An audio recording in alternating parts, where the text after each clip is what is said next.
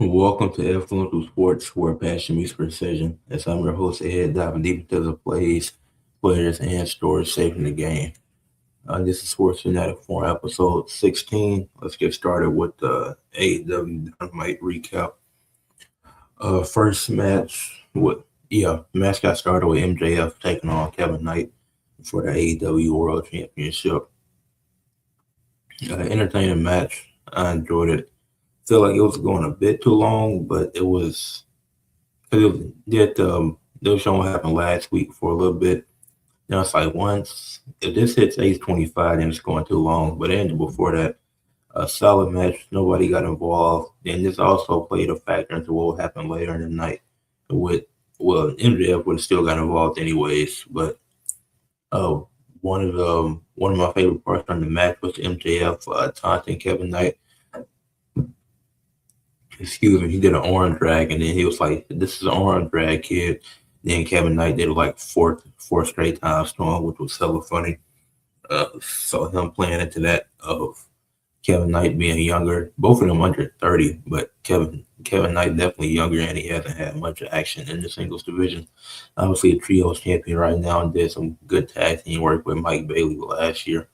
So that was really cool. But MJF retained as he should to continue building his story with Hangman, which obviously, like I said, ended up costing him trios titles later in the night because Hangman, he had a match against some random. He beat him in like 10 seconds. Like it didn't take long, maybe 10 seconds, like shortest, but it was definitely under a minute. Then he called him out. And MJF, he interrupted. Hangman got attacked by the Don Callis family. I set up the match for instead of the main event for the trio championship, which we'll get to later.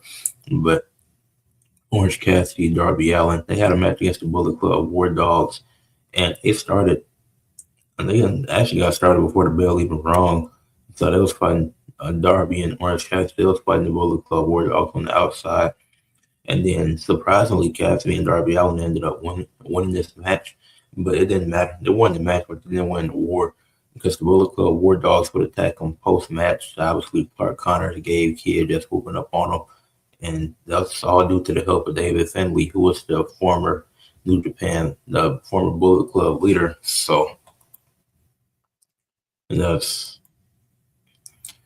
David Finlay, him, and then after that, it was made official that David Finlay, Clark Connors, and Gabe Kidd all signed to AEW, which is crazy as hell because happens again. New Japan keeps losing their top talents to AEW, obviously with the partnership that allows them to work together. But man, it starts to feel less same thing with WWE and TNA. Like this, it starts to feel less like a partnership, more like a forming system. And so it's more New Japan talent headed to AEW, and the War Dogs. They just had. So I don't know who the leader is for the Bullet Club now, because I know they had split into two groups after what happened last year. Since there were so many members, then they had the Bullet Club War Dogs, and there was another Bullet Club group. And so I don't know what happens from there on, but the War, at least three of them are officially with AEW. Cool segment. I'm not mad at it. Hey, make your money, but definitely entertaining. But I don't. But I wonder what's next for the Bullet Club. And so we'll have to see what happens with that. He had a funny backstage segment with Andrade and Bandito. Andrade got a match first. Bandito coming up soon. I thought it was for the Ring Honor World Title. Don't think it is. I think it's just a number one contenders match for the AEW World Title, which is still cool in itself, but it's what it is. I think it would have been cool if they made that number one contenders match. Made that a match for the championship for the Ring Honor title, because I think Andrade is going to win, but him and Bandito going to have a really good match. So we'll see what happens with that. The Young Bucks and FTR, they did sit down with Renee. That was pretty entertaining. I don't like the way that it ended because they couldn't put their hands on each other. It's only made known for the Young Bucks and FTR. Never said the cameraman can't be touched. So the Young Bucks' personal cameraman did get knocked out by FTR. So that was a cool moment. Funny. The promo did its thing, got straight to the point with FTR and the Young Bucks matches coming up in 10 days. It's going to be a Revolution. I wonder if that'll start Revolution. Maybe not, because, I mean, it could start Revolution, but I'm looking forward to Revolution, and it's more matches that got added to Revolution, and that being one of them. Well, it's already been there, but I think that could be a good match to start the show. John Moxley hit to zero. Though another Moxley eliminator match versus the Don Callis family. Entertaining. I guess the story is that Moxley is going to lose the title because he's been able to beat every member of the Don Callis family except for Takeshita when it was a time limit draw. And so this match was entertaining, but it wasn't as long as those other matches he had in the previous weeks. Hector Cero, he can do his thing, but I fear that he's just going to be known as another wrestler in a mask because it's like aside from being with the Don Callis family, Hector Cero don't really have nothing. Like he's great in the ring. Like, this match proved it, but aside from that, he don't really have nothing. So I don't. Hector Cero's still in slow, but unfortunate for him. But Moxley, him and Takeshita, they're gonna have a good match. But does he lose to Takeshita since all these matches have been competitive with the Don Callis family? Like it feels like if he's barely escaping in these matches, like I don't see a world where Takeshita loses to Moxley that second time. We didn't lose the first time; it was just a time limit draw, and it won't be a time limit in this next match. Had Tekla defending the Women's World Championship versus Thunder Rosa, which I enjoyed that. I still don't know why Thunder Rosa got a shot before Chris Statlander, but Chris Statlander did a rematch on Revolution, so I'm not too mad at it. But this was an entertaining match. Don't think the Sisters of Sin got involved. Yeah, they ain't play a factor in this match. Sisters of Sin, Chris Statlander, none of them got involved in the match. It was just straight up one-on-one. Thunder Rosa had the advantage early, which I was surprised, but Tekla was able to turn it around. She had spear Thunder Rosa, and the match was almost over, but she decided to keep it going. Almost lost because of that, so I don't know why. I don't know what that was, deciding to keep the match going when you could have got the win.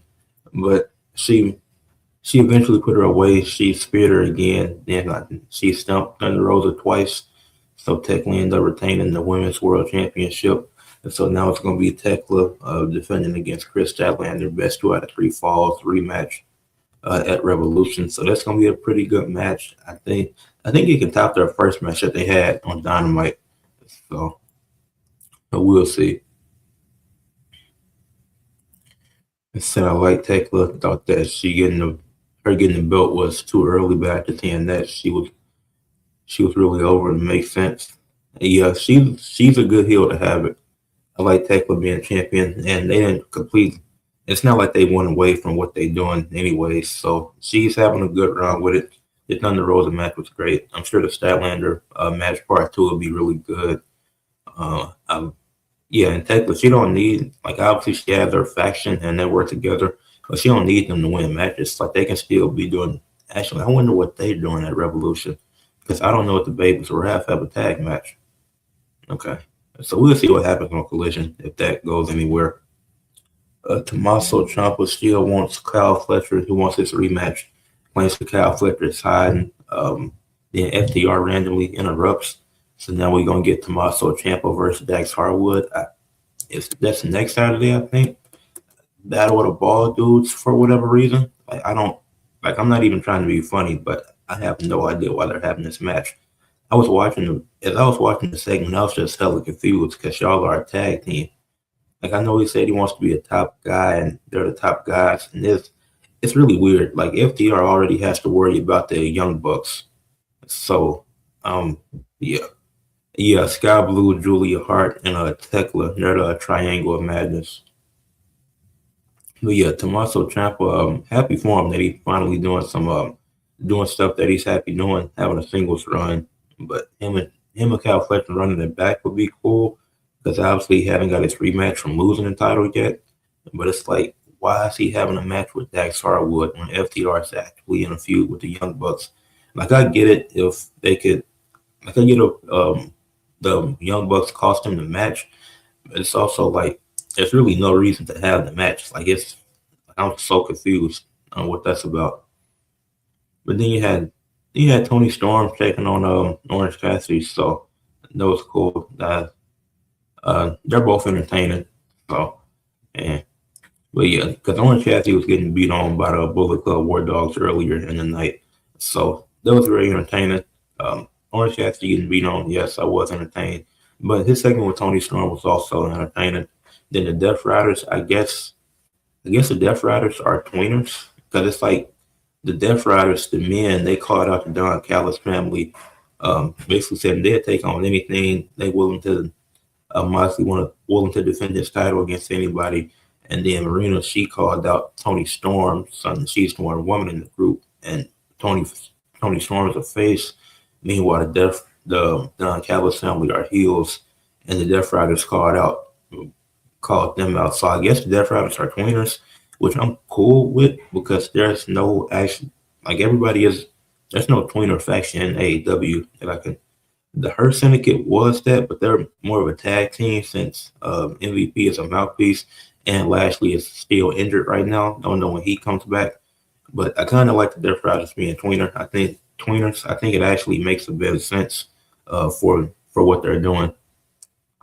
Yeah, I would have. Yeah, I guess because I thought they were going to turn on Moxley and it was going to be Moxley and Marina who were main faces while everybody else stayed heels. But Marina, she's still going after Tony Moxley. He's willing to put his title on the line against anybody. It's not like an open challenge thing, but just he's not scared to do anything. Meanwhile, the men, they're still targeting the Don Callis family since that's the active feud right now. So I get like it could work for the Death Riders. Like, I'm not too mad at it. It's something different, but it is what it is. But yeah, but I give Dynamite an 8 out of 10. So anything I didn't cover that happened on the show, I dropped it short about earlier. So if I did cover it, make sure after I end this live in about 40 minutes or so that y'all going to watch those shorts that I've made about Dynamite as well. So we'll move on to the rankings for the MLV to talk about a little bit of volleyball. DT, I agree with that. Me and Couch made a video about that she could be a singles champion. All right, moving on to the next segment, the rankings part of the podcast, the MLV Major League Volleyball Rookie of the Year Power Rankings. In my opinion, so these are the I'm gonna go 1 through 5 and talk about the 5 women that I have in the race for Rookie of the Year. I think it's clear who the Rookie of the Year is for the MLV because at 1 I got Mimi Kohler, who's the star player for the Dallas Post. She's also well in the MVP race, in my opinion. Like she's been fantastic.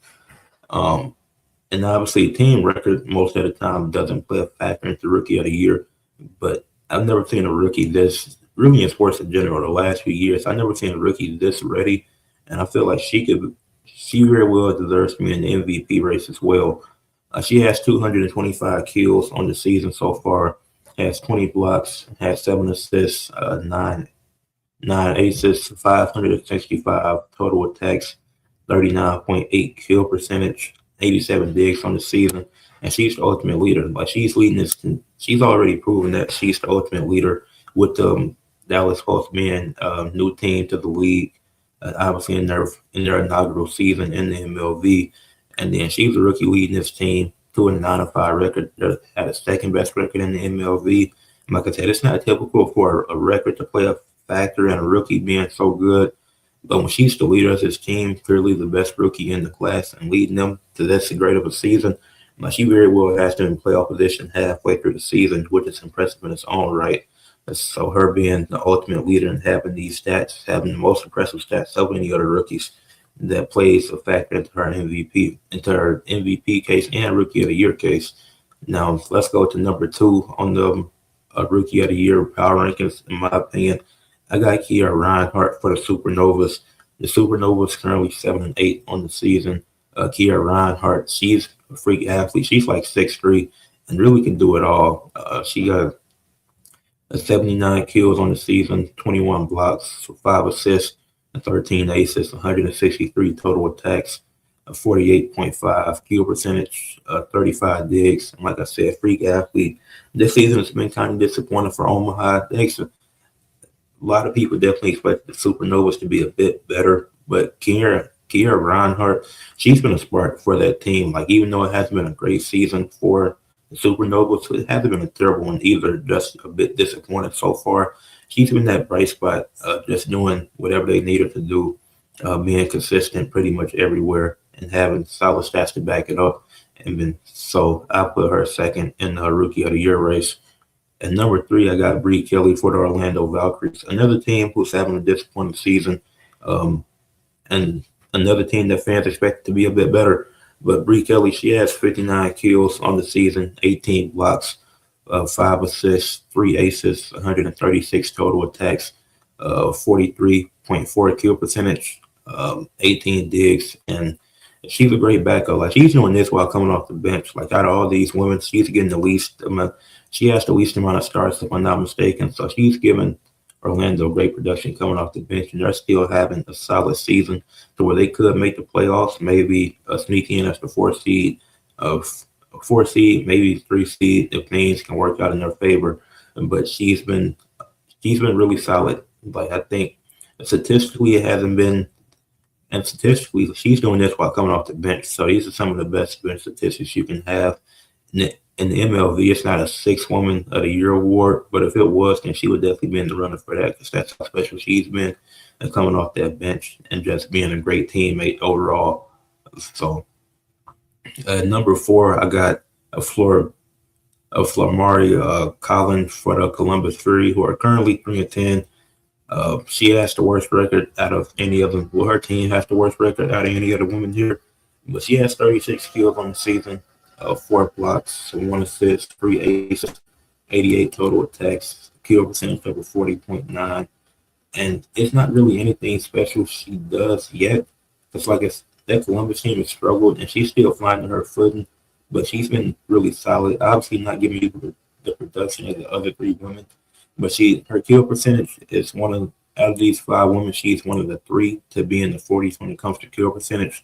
So she's still giving the 88 total attacks. That's still significant to what she's able to provide for that team. Like I said, she doesn't do anything special yet, which is fine because every rookie can't be what Mimi Kohler has been for the Dallas Post this season. That's just an unrealistic expectation to have.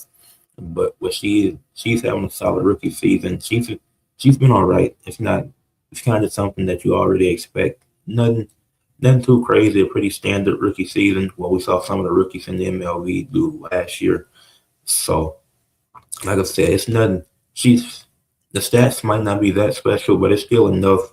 The stats I test still enough for me to put her in that 4th spot.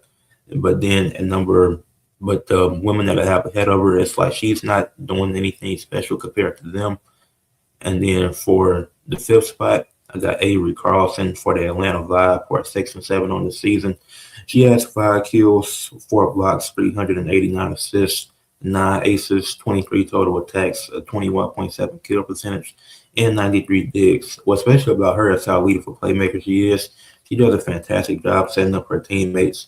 She's one of the top women in the league when it comes to assists in general. She's definitely the top here. Like, she's blowing everybody else on this list in assists out the water. But obviously, they all contribute different things to their team and have that different specialty, unless you're calling for the Fury. But her being such an elite playmaker, that's what adds to her value. 93 digs, second most out of the players that I mentioned.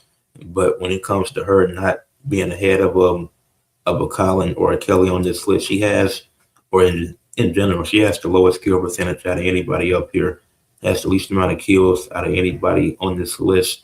And so she definitely has the most assists. She also has the lowest total attacks. So some of those other stats are significant to what's holding her back.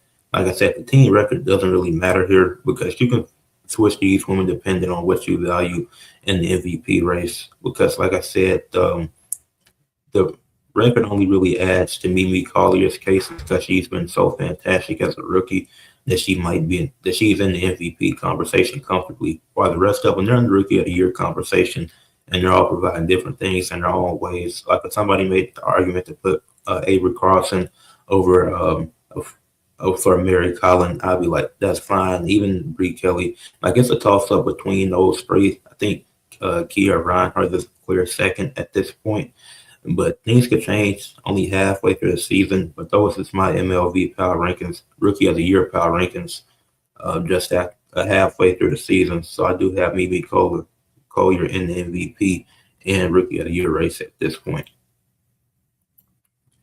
Then to moving on to the Brooklyn Nets, and then once I talk about the Brooklyn Nets, I'll do the NXT stuff after that.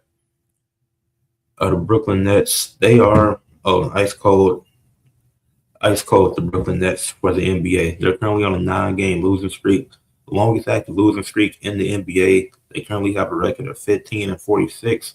They're one of 6 teams with under 6 wins, which also includes the Washington Wizards, Indiana Pacers, New Orleans Pelicans, Utah Jazz, and Sacramento Kings. So one of the 6 worst teams in the league, record-wise, and they just suck. I don't think anybody expected them to be good. One bright spot for their team is Michael Porter Jr., who's been their leading scorer of 7 of their 9 games on that losing streak. And overall, he's given them 24 points per game, 7 rebounds per game, while shooting 46% from the field, 36% from 3, 85% from the free throw line. So he's been really solid.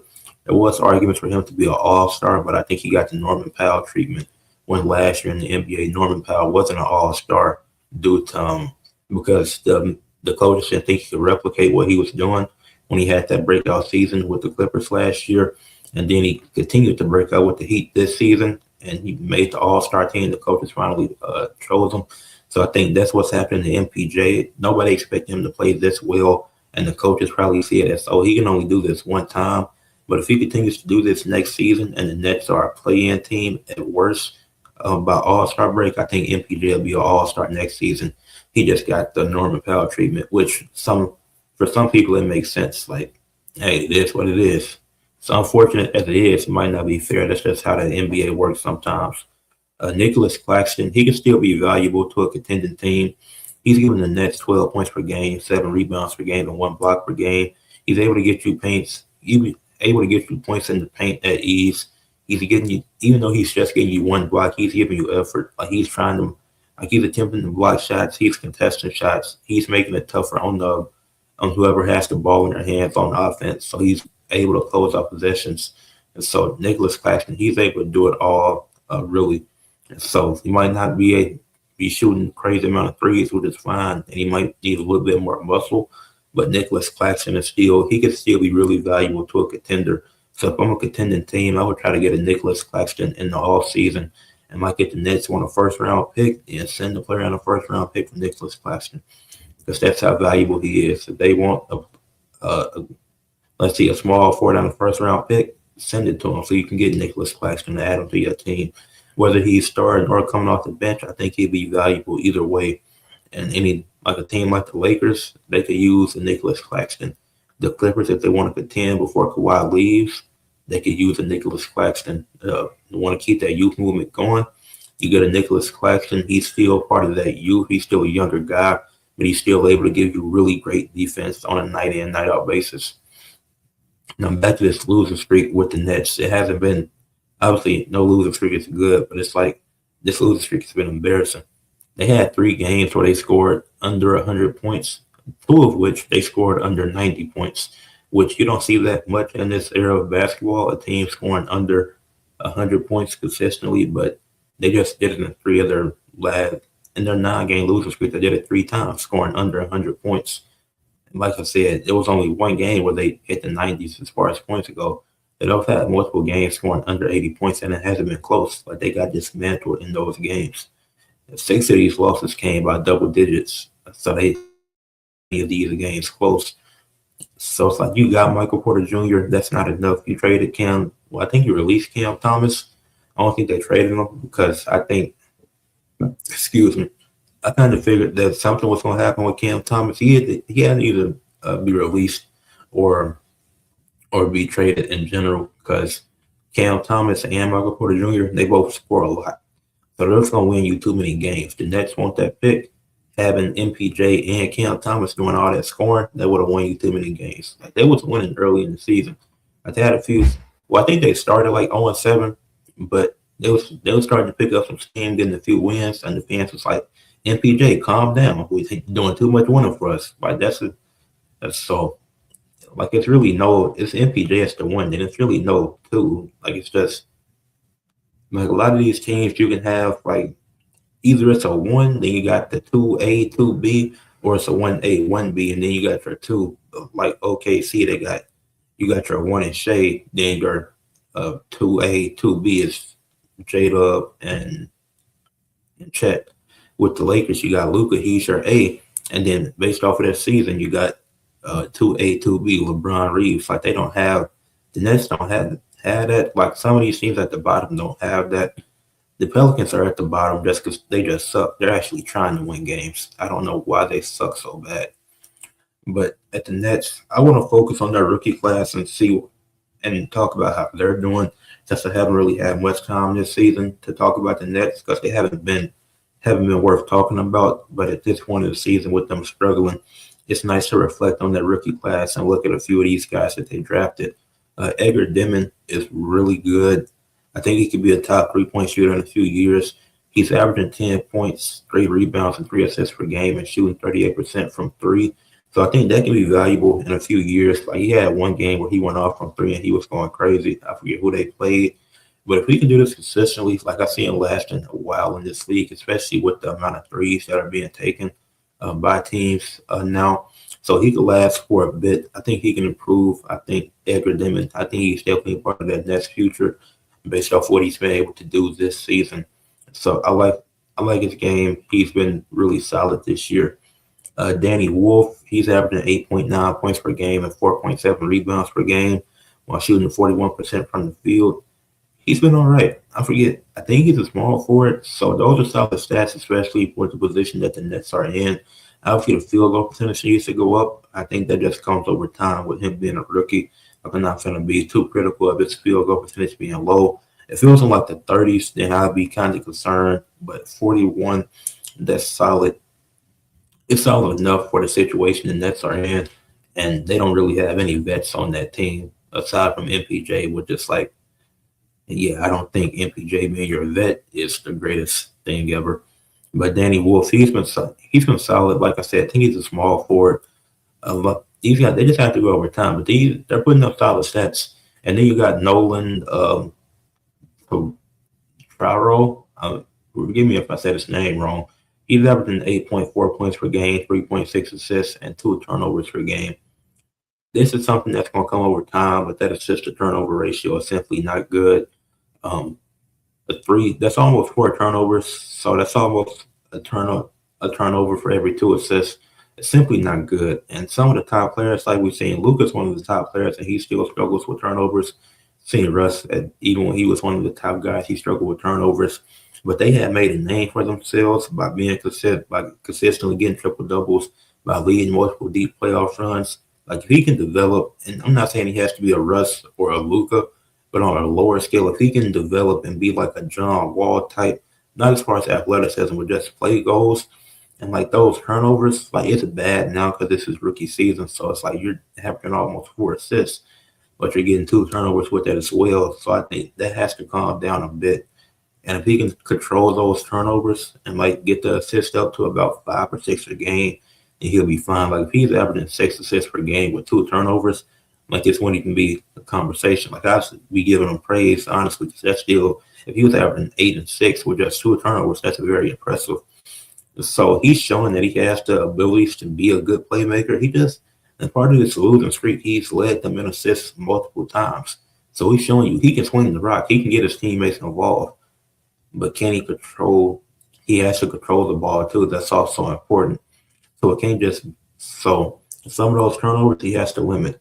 So if he's able to limit those in the upcoming games in general, and even if he's not, it's fine. A rookie season, I'll give him a pass if he struggles with that because I like to, my thing is 3-year rule. I like to give guys 3 years to prove what they can do, whether it's NBA, NFL, like in any sport that's not wrestling, because wrestling could come down to booking. So that's where it's like, yeah. But any sport that's not any team sport or even like individual sports, but if it's wrestling is different because it really comes down to booking sometimes. But in sports in general, I like to give guys I guess like to give athletes 3 years to prove what they can do. Like if you struggle your rookie season, but you show improvement that second year, and then you become really solid that third year, it's like okay, I can see that you're going somewhere. But if it's like nothing is happening, then like maybe it's time to start having other conversations. But I typically like to give athletes 3 years to prove what they can do. So these Nets guys, they've been all right. We'll have to see in the future what they look like. Obviously, it's tough to tell with the team being so bad. They're gonna get another hot pick, but they are fun to watch, especially Edgar Dimon. I think he's the most fun out of the rookie class to watch. But now I'm gonna move to the prediction gauntlet, which, as you see in the title, is NXT Vengeance Day Predictions. Let me read this comment first. If wrestling wasn't predetermined, ain't no way they wouldn't be any black champions. Yeah, that's true. Then Bobby left. Yeah, Bobby and Michelle, they had a good run as tag champions in AEW. I do think. Well, we'll see what happens when Bobby come back from injury, like I mentioned. But yeah, that's definitely a fact.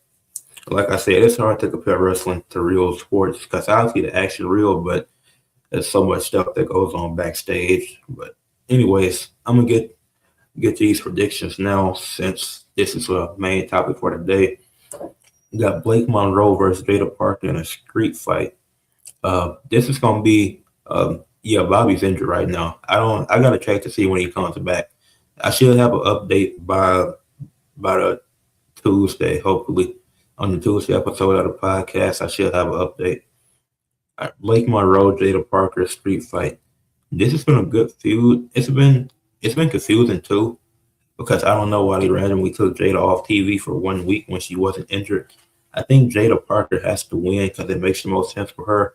I get everybody is talking, and I hate how everybody is saying, "Oh, Blake Monroe, look at what she's doing now." Like y'all are bringing up an old promo of her and Tony Storm that added to the story, but it's like Blake Monroe wanted to go to WWE. That was always her dream. If she didn't want to be like obviously AEW was her path to get to WWE, so it's like I'm not gonna hate on her if that was her dream, and she just got there. Like she can take a few losses. Everybody don't have to win. When I look at losses, it's the way that you lose. Like the way that the Inspiration lost, them losing on AEW wasn't my problem. It was how they lost. That was my problem with it. So it's like if she loses, it's like she could still get called up. Lash Legend didn't win a belt in NXT and got called up. So she could still do that same thing. But I think Jada Parker needs to win more because it's so much start stop with Jada Parker. But it's like Blake Monroe, like she just lost to Thea Hill again. But Blake Monroe taking a loss isn't necessarily a bad thing. I'm going with Jada Parker. I could see Blake winning, but I'm gonna go with Jada Parker because I think she needs to win more, and I think a street fight fits her style more. I think a street fight definitely fits Jada Parker, and she needs a big win. No matter what people say, her getting a win against a former world champion, whether people want to disrespect other companies or not, Blake is still a former world champion. So Jada Parker needs this win, and if they continue the feud, then they could potentially make it being a triple threat for the North American title, maybe. But I think Blake could get called up without having to win this match. So, it's like 3 women's matches. Okay, that's cool. Kalani Jordan, Lola Vice underground match. I love the segment on NXT when Kalani was with Shayna Baszler, and Shayna Baszler's like, that gymnastics, that's not working in underground. If she tried to do it, then Shayna Baszler laid her out basically. Nothing too crazy, but she was like, I'm telling you, this is not working versus Lola Vice. So Kalani and Lola, they split 1-1. Obviously, whoever wins this match is going to propel into the title picture. I think Lola Vice wins this match. It's underground. She undefeated. I don't see them changing that. And I think Lola Vice, I think she'll benefit more from it because Lola Vice, yes, she's a mixed tag champion, but it's like Kalani, she's already been North American champion, TNA Knockouts champion. Like, once Lola wins this match, propel her into a title picture. Like, she should be next up for the NXT Women's title, especially because I know Jacy Jane, it's a potential she could get called up because WWE loves what she's been doing. And so if she gets called up after she loses to either Zarya or Soul, or if one of them win, like Lola Vice, she could be the NXT champion. Like I don't think Kalani needed that right now. So I say Lola Vice should win that match. Izzy Dane versus Tatum Paxley for the Women's North American Championship. I think Izzy Dane retains in this match. Uh, um, Tatum Paxley been growing on me. I'm enjoying what she's doing. Her character stands out. But I think Izzy Dane retains here. I don't see Tatum Paxley getting it. I also think the culling is going to get involved too. I think that'll play a factor. I don't think it'll be nothing egregious, but I think they definitely have to get involved because it's like if you don't, it's like if they don't get involved, then it'll means because she got involved for y'all multiple times. So the culling better get involved because Izzy Daniel did a lot of stuff for y'all to help y'all win matches. So if y'all don't return the favor, then uh, but I think Izzy Dane retains. It's gonna be a good match. But Tatum, I like what she's doing. I just think they like Izzy Dane more and that she's gonna keep the title. And because I think that since it's another title match, one of them has to change hands and one of them is gonna retain. And I think this is the match where the title stays on the same person. Well, in the NXT Championship match, I think Ricky Saints wins against Joe Hendry. And Ricky Saints is already one of the top heels. Well, he is the top heel in NXT, not one of the top. He's the top heel right now. The fans, he's over in a good way. It's like the fans aren't cheering for him. The segment was very entertaining. Like the stuff that he's doing, this is making him like he's been very entertaining. So to make him an even better heel, have him cut Joe Hendry's reign short because Joe Hendry is still gonna feel important even if he loses. If he gives Joe Hendry a 1 month reign, then Ricky Saints cuts it short. It's like the fans on the internet, they're gonna be pissed. They're gonna be because then the whole conversation is, well, why did Joe only win it for 1 month when he was just when he's one of the most over acts? Like I think that adds to it if you have Ricky Saints win. So with 2 championship matches, I feel like one has to change hands. I just feel like that's a formula in WWE. So I see Ricky Saints winning. But depending on what match, I'm assuming that's the main event. If Tatum Paxley wins, then Joe Hendry retains. But if Izzy Dane wins, then Ricky Saints wins. That's my theory of thinking for these championship matches. That's how I see it. And I think and even if Ricky Saints loses, it might be in like some weird way to where like the ref ended up being the factor or something really weird has to happen so that can justify him getting another match at Stand and Deliver. Like if he don't win here, then it could be a Stand and Deliver match. So yeah, it would have to be something like really weird that happens for him to lose the match, in my opinion. Tony D'Angelo versus Dion Lennox. I don't know if this is on the main show or the pre-show, but I know it's a match. I don't like Tony D, but I think he has to win because the whole story is him taking out everybody, taking out Dark State because they ruined his life. So Tony D, he should win the match. So I do, even though Dark State might get involved, and then it's like I don't like that whole making Tony D look hella strong, but he's already taken out the other 3, whether it's been from a backstage attack or just beating him in a match. So let him go through and all the Dark State, beat Dion Lennox, and then give Dark State a creative reset or just do something different. Like let Tony D win this feud, and they both move on to do something else. Like I don't like Tony D, but he does have a point. Dark State did kind of mess everything up for him. So I think Tony D should get the win in this match. Pre-show or, well, it might be pre-show because NXT actually does pre-show matches. They do like one, but it's still something. Like everybody except for WWE main roster does pre-show matches. Like TNA, AEW, NXT, they all give you at least one. One is the minimum for a pre-show match for them. But the WWE main roster, they don't give you no pre-show matches. I'm like, man, like sometimes you just need something on the pre-show. Like when they put Danhausen versus Dom on the pre-show for a Saturday night's main event, that'd be hella cool. And I don't even like Danhausen, but he just cursed him. Like, and maybe it'll be a Raw match, but it's something there. It's at least a bit of a story there. But the last thing, Robert Stone makes an announcement about the NXT Women's Championship for Stand and Deliver. I don't know why they're stretching this out. Like, we know what's going to happen. We know you're making a triple threat. So I don't know why you got to make this announcement specifically on Vengeance Day. You're going to make it a triple threat with JC Jane and JC Jane, Zarya, Sol Ruka. JC Jane is going to lose. Who wins it? I don't really. Zarya needs to win. Soul Ruka, I love Soul, but she's had multiple championships. Zarya's she's been great. Like the character that she's playing, even though it works, she's a good heel. But her as a face, even though she could have turned heel earlier, it really worked out. It's like she really played into that emotion of Soul. You get all these damn opportunities. When do I get one? Then you finally sacrifice one for me for the TNA Knockouts title. But then I see you getting involved. And obviously, Zarya didn't know the context of her getting involved in the match because the Elegance brand was there. But it's like, I just got knocked out, so I don't know what's happening. And so I could see Zarya winning. Whether Zarya or Soul win, JC Jane loses. But I do think if JC Jane loses, you call up all three of them. And my idea is, which I might have to make a video extending further on this, but the way you can have hide certain people's flaws is by keeping them together. Don't split Fatal Influence. Call the three up together. Have Amy Reed and JC Jane in the tag division. Like actually try to make the tag division on the main roster relevant. Still have them, and then you still got JC Jane leading the group. She can be the star of the mid card when she gets called up. I think that's how good JC Jane is right now.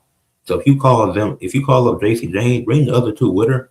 Still make it clear that JC Jane is a solo star while the other two they're going after the tag titles. I think they can work because you got a lot of women in NXT. You don't have to call up. Once you call up JC Jane, I say bring the other two with her and keep them as a faction and let them keep doing their thing. And so, yeah, Fallon. My bad. Yeah, Fallon Henley. Yeah, have Laney and Fallon. They can go out to the tag titles. JC can be the start of mid card, and they can still be a faction together. You don't have to split them because if they lose to JC Jane, it's like where do you go from there? I don't see a ceiling from them. Like I thought they should have.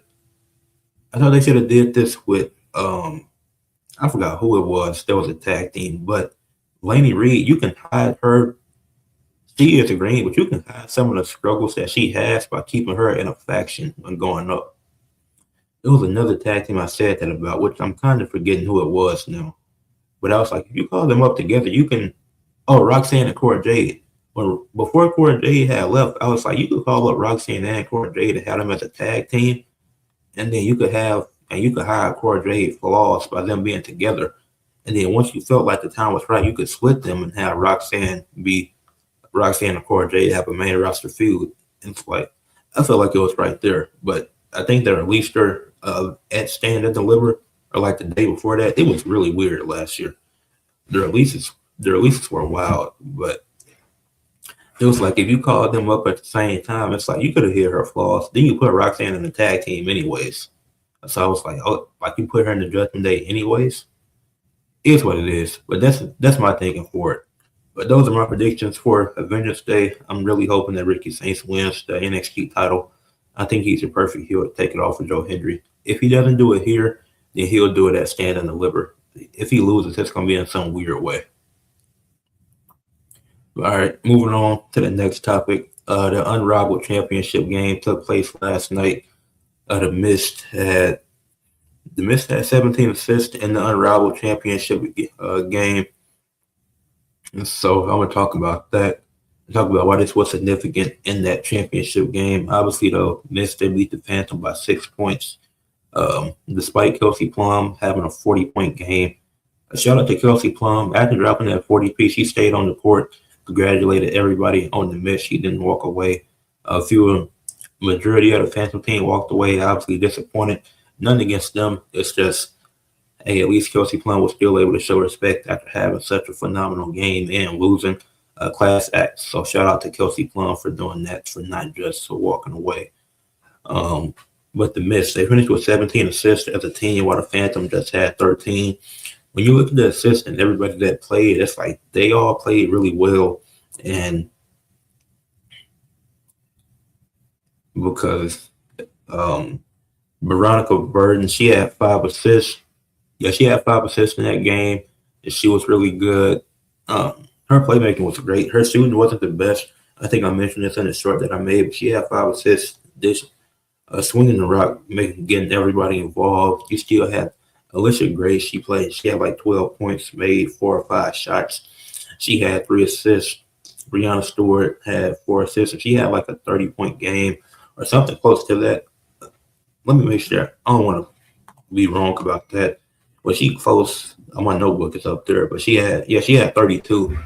She had 32 and was second in assists for the team. So Brianna Stewart had a really good game. This Arike Gumbawale, 3 assists. Elena Smith, 2 assists. This is significant because they all play really well with each other. They were able to swing the rock. Consistent ball movement, I talked about, as it was going to be a key to this game. Like you gotta be consistent with this. Like their ball movement was consistent throughout the night. They did have they had 9 turnovers, which was less than what the Phantom had. So they had 8 more assists than they had turnovers, while the Phantom had 3 more assists than they had turnovers. So they had a better assist to turnover ratio. Did a great job. Like their ball movement was really great throughout the game. So I think they played a significant factor into why they were able to get out to a lead once they were able to in that third quarter. Because the first half it was tied. The first half it was 10 ties in the game. It was constant lead changes. Like they kept trading the lead back and forth. Excuse me. So I felt like it was that third quarter. Their ball movement was amazing. Like the first half, both teams played like they matched each other. Like neither team could really be. Like they couldn't really stop each other. But the ball movement they was able to get was super consistent, and they did a good job limiting turnovers compared to everything else throughout that game. While you had, what sucks was the Phantom with not having Aaliyah Boston, or you were missing Aaliyah Boston, Dana Evans, and Satu Sabali. So you had 3 players out. Obviously, Aaliyah Boston was their most important one out of those players. So she didn't play in the last game either, and you were still able to keep it close without her. So it's nothing to be ashamed of. Like, obviously, people are gonna live in this hypothetical of, well, what if she played? Like I wonder that too, but I'm not gonna say that they would have been, because you can't guarantee a win. Like it is what it is. They still lost at the end of the day. It's unfortunate, but yeah, that ball movement, just getting that consistent ball movement was really great for the Mist, and that's really what led to them winning this game, in my opinion. But when you're constantly moving the ball, when you're constantly getting good looks, eventually you're going to break through. Like even if both teams are getting looks, somebody's going to get better looks at some point in that game, and that's what the Mist were able to do. They won by just 6, so it's like they barely they were able to get better looks, but they still got a few more better looks to win that game. So that's and then just to talk about the game a little bit more before I get to the last segment of the podcast, the Phantom, Kelsey Plum had a 40-point game. She was amazing. I talked about this in the short I made. Kiki Area fan, she should have had more touches. She should have she attempted 11 field goals, but I feel like she should have had 15 field goal attempts. Like it was times where I was looking like, wow, they're really not going to Kiki enough. Because you go to her more, like she has, like she didn't necessarily have the mismatch all the time. So it's like, it's what it is.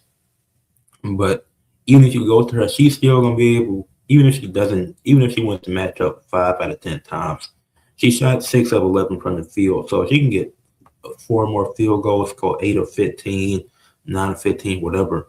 Like shit, that would have been really great. It felt like they limited her on purpose. They didn't even feel like the Phantom. They feel like the Phantom limited Kiki Area fan from the game plan. Natasha Cloud struggled. She was 3 of 12 from the field. She made 3 threes. Those are all the shots she made. But the 6 shots inside the 3-point line, she all missed. And she blew a layup early in the game, which maybe if she makes that swings momentum a little bit, it's just one layup. So it's not like it changes the entire trajectory of the game. But maybe it changes a little bit. Tiffany Hayes, she was solid with 12 points, 5 rebounds, 4 assists. I think she was still. It was either her. I think she got injured late in the game, and the cameraman panned to her. As a camera operator myself, that's something you never do. When a player gets injured, and especially in sports like basketball and stuff like that, if they're covering the player with the towel, you're supposed to zoom away from that and find something else. Like if the injury happens and we see it significant, you're supposed to find like either point it to something like 5 fan shots, or if you can't, then if you can't find fan shots or fan reactions, then find something neutral. Because you're never supposed to zoom in when they're trying to cover her and get her away from the cameras. That's the last thing you do. That's what they hate. So Veronica Burton, like I said, she struggled, but she led the missed and assists. Alicia Gray had 12 points, 4 rebounds, 3 assists, and 2 blocks, better than how she played in their previous matchup versus the Phantom, which was in the regular season. Enrique came off the bench with 19 points. So Elena Smith had 11 points off the bench. So they got double-digit points out of everybody except for Veronica Burton, who led them in assists that game. So that's a great win for the Mist. And like I said, I think it just came down to the more consistent ball movement throughout the game. All right, let me do my athletes of the week and respond to anything in the chat that I didn't respond to. So for athletes of the week for WWE, the one I got Penta. Shout out Danhausen, I guess, but Penta, he finally won the IC championship after grinding in WWE for a year, beating Dominic. That was my favorite match of the week. So I got to give that to Penta for this week. I'm excited for this reign. For TNA, I went with Jada Stone. She had an upset win over Tasha Steele last week on Impact, which I guess you could say it's upset, but it was an entertaining match. In the segment after, even her getting beat down, like he did a great job of selling. So when a person is selling well, I'm giving them credit for that, because that's one of the most important things in wrestling. Make the moves look legit. Make me feel actual emotion. Jada Stone was able to do that. For AEW, I went with MJF. He had a back and forth exchange with Kevin Knight on Collision. It was pretty funny. And Kevin Knight, shout out Kevin Knight, because you could tell MJF was impressed with his promo. Like MJF, like him smirking, that's like a sign of, yeah, you got me. Like, you're doing a good job. So you get that from MJF live on a Collision. Like, that's really good. Then MJF and Kevin Knight had a match on Dynamite last night, which was amazing. A great way to start the show. Kevin Knight got hella offense in. MJF did a great job. Kevin Knight, unfortunately, was the next victim of MJF's dick thrust. It's in his arsenal for some reason. I don't know why, but this is what these guys agreed to. Then MJF costing Jet Set Radio their trios titles later in the night. So all that, this is all story building for MJF and Hangman. So they're doing a good job with this. And so, like I said, I might not be a fan of double champions, but they're doing a good with the Don Callis family winning. And I already addressed why. It's not even the people that won. It's just, well, it is, because it's like I actually like the people and some of the people in the Don Callis family, but I've addressed that already. But MJF athlete of the week for AEW. For the NBA, I went with Brandon Miller. The Hornets had a busy week. They went 4-0 this week. Brandon Miller led them at scoring 3 times. He scored 20-plus points twice, had 5-plus rebounds in each game, had 3 games shooting 50% from the field or better, and in all 4 games, he shot 40% from 3 minimum in every game. So Brandon Miller had a special week, and the Hornets went 4-0 this week and are currently on a 6-game winning streak in general. So the Hornets stock continues to rise. I'll probably be talking more about the Hornets on Tuesday's episode of the podcast. Stay tuned. For men's college basketball, I went with Peter Sutter, of player from Miami, who Miami went 2-0 this week and are undefeated this college basketball season. He had 18, they're 30-0, which is crazy as hell. He had 18 points, 3 rebounds, 1 steal while shooting 7 of 13 from the field and 4 of 6 from the free throw line versus Western Michigan. Then in a win versus Toledo, he had 19 points, 4 rebounds, 4 assists, a block, and 3 steals while shooting 7 of 10 from the field, 4 of 7 from the 3-point line. Unfortunately, went 1 of 5 from the free throw line, which is 20%. But luckily, it didn't cost him that game. For women's college basketball, went with Vernell Adama for Northwestern State, who went 3-0, 26 points, 8 rebounds, 4 assists, 3 steals, and 2 blocks. While she was 9 of 21 from the field, 3 of 6 from 3, and 5 of 9 from the free throw line versus Utah Rio Grande Valley. 20 points, 10 rebounds, 1 block, 6 of 14 from the field, 5 of 11 from 3, 3 of 3 from the free throw line versus Texas A&M Corpus Christi. And then in the third game, they played 31 points, 14 rebounds, 2 blocks, 11 of 19 from the field, 2 of 7 from 3, 7 of 9 from the free throw line versus New Orleans. For unrivaled, I went with Kelsey Plum. Even though she lost in the championship game, this is one of the greatest weeks I've seen in women's basketball. For an individual woman, one of the greatest weeks I've seen in women's basketball history. If she had a 35-point game with 5 rebounds, 3 assists, and 3 steals, shooting 14 to 27% from the field, 6 to 12 from 3, and 1 1 from the free throw line, and a 1-point win over the Rose to secure the second seed for the Mist. No, to secure the 1 seed for the Phantom, so they could stay the 1 seed going into the playoffs. And then that's Aaliyah Boston got injured in that game. So they had a bye second round versus the Vinyl. She in an 8-point win. She gets them 31 points. She was 12 of 19 from the field, 4 of 8 from 3, 2 of 2 from the free throw line, and she also had 6 rebounds and 6 assists. Then in the final, she lost by 6, but she was clearly the best player on the court. She shot 14 and 21 from the field, 6 or 7 from 3, 3 or 4 from the free throw line, had 6 rebounds, 5 assists, 1 steal, and a 40 piece. She did all that while adding 40 points. So one of the greatest weeks for an individual woman in basketball history, in my opinion. For the NHL, one with Alex Lyon. The Sabres went 3-0 this week. Lyon played in 2 of those games, which was the wins over the Panthers and the Golden Knights. He had totals of 59 save attempts, 4 goals against, 55 saves, 93.2 save percentage. For the PBA, one with Graham 5, won the PBA Pete Weber Missouri Classic, defeating Tom Larson in match 3, 268 to 235. One of, if not the most competitive match that day.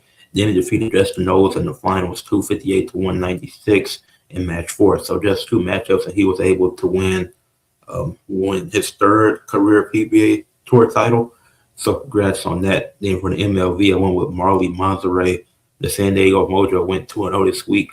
They swept the Rise, where she had 6 points, 5 total attacks, 3 kills, 2 blocks, 10 digs, and 32 assists.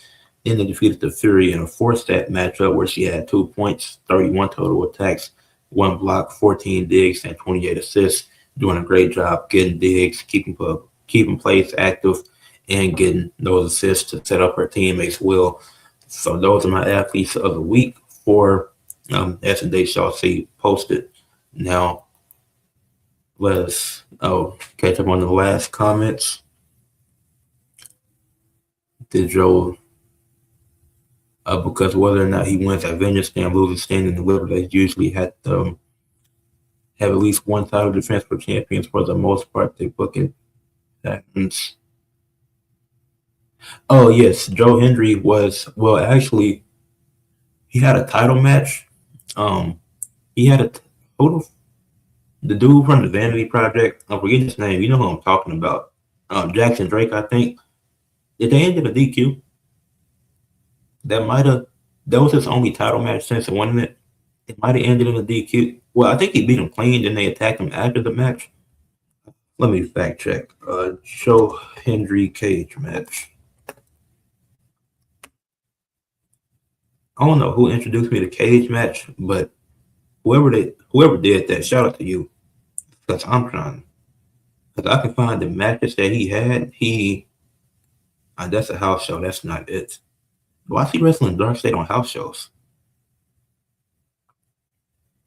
Okay, Jackson Drake. He defeated Jackson Drake by pinfall on NXT. Then they attacked him after the match. So he did have one successful defense. Well, he has on actual TV. He had a few defenses on house shows, but I'm not counting that. But I'm like, he's wrestling Dark State on house shows for some reason. That's kind of weird. But counting actual NXT shows, he does have a successful title defense on TV. He has just one, which I could see him winning and then holding it till standing deliver to get a few more under his belt, then losing it. But yeah, he has on TV. He has one successful defense already. Yeah, I know they don't count, but cage match it shows you all the matches they had. So it's just hella funny because I see he defeated Color James, and I was like, when this happened, then at the bottom and say house show, I was like, okay, because that's gonna be, I'm hella confused. But I'm glad the NXT still do house shows. The main roster needs to do house shows, by the way. NXT, this is why NXT is better than the main roster, because they doing the house shows. This is why their bodies are more durable. They're not getting injured as much. So main roster, get back to the house shows. But with that being said, appreciate everybody that came through. Leave a like on the video if you haven't, or the live if you haven't already. Subscribe to the channel if you're new. Comment if you're seeing the replay of this, and share for others to see. Peace out.